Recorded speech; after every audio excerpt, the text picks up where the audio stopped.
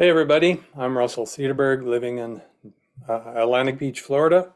And for those of you who don't know, I'm a retired IT network support guy who has been living here for 4 years now and writing books. And I was talking with a good friend of mine in France this morning, Steve Seabury, and he suggested that I do a video talking about the creative process because some people participate in that and some people can't imagine it. So I happen to be really right-brained and it comes pretty naturally for me. So it's a big topic, but I thought I'd use one example, a series of books that I wrote, young adult books. That's where I started writing young adult books. That's another story. But this particular set of books, this is the first one, Kaya's Choice. And then the second one, Kaya's Life. The third one, Kaya's Dream. And then the final one, or at least the last one, Kaya's House. Back in October of 2018, I had just published my first book, which is part of a different series.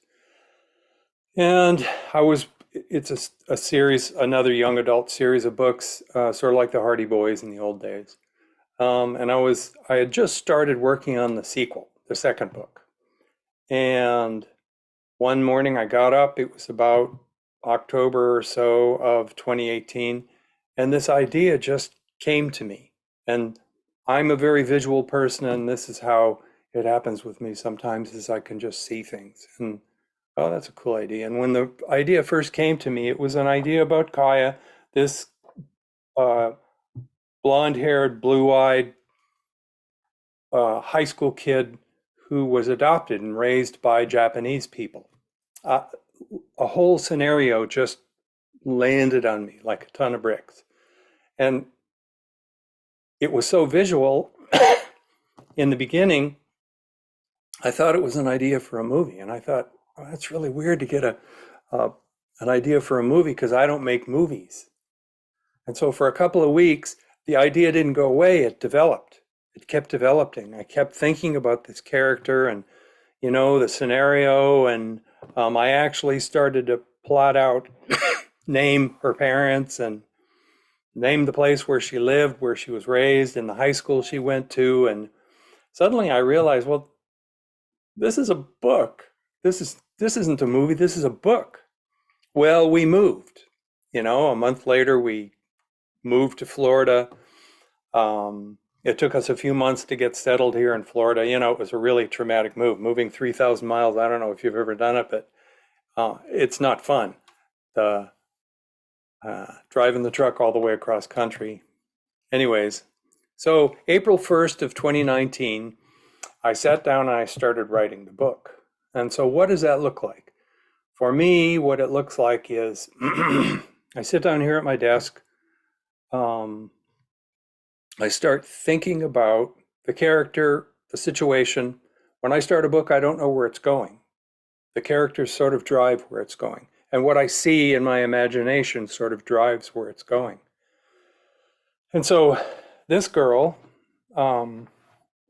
maybe I'll read the blurb. Kaya had loving parents and the family was very close, so being an adopted child was never an issue.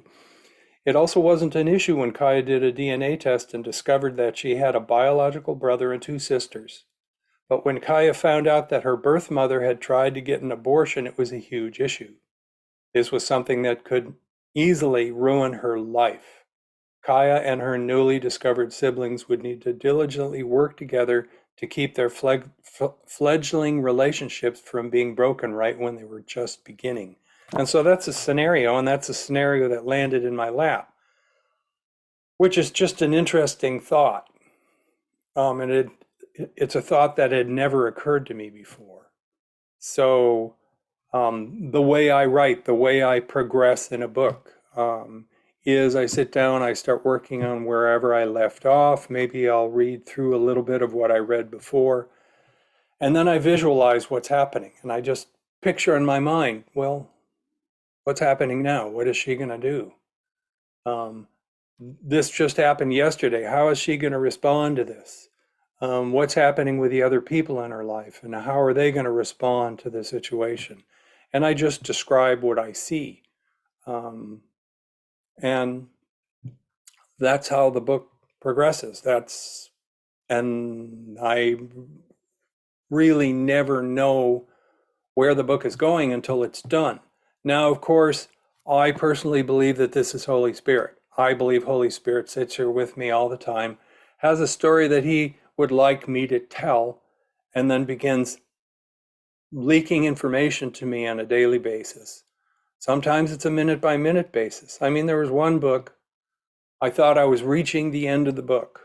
I was writing the final conclusion of the book. And all of a sudden, this dialogue happened in my head, and I started writing the dialogue, and I realized here I am at the very end of the book, but this isn't the end of the book. The dialogue was indicating that something else was going to happen. And so I just followed it. And a whole new character was introduced, and a whole nother chapter happened in the book. And the chapter, I got one scene at a time. I clearly saw what happened.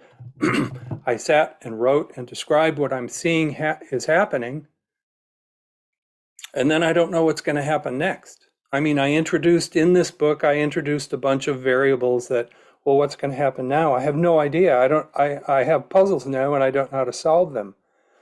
Then another scene would unfold and I'll just write that down. And it just happened paragraph by paragraph, lasted the whole day, one paragraph at a time until I had a whole chapter. It's a very interesting experience. But that's how I write books. Now, I don't know how other people write books.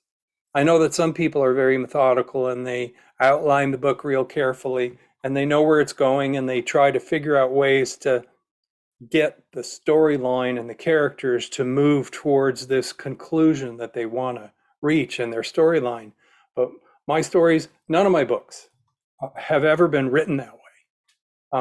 Whether it's right or wrong or good or bad, I don't know. But that's basically the process that I go through. So now, right now, it's 27 books I've published. And all of them are pretty much the same. It's the same scenario every time I write a novel. Now, when I write a nonfiction, I have 6 books that are nonfiction, and I kind of know what I want to communicate in the nonfiction books. But telling a story is really, really different, and it's very visual. So that's how it works. And I guess I finished in record time. Thanks for watching.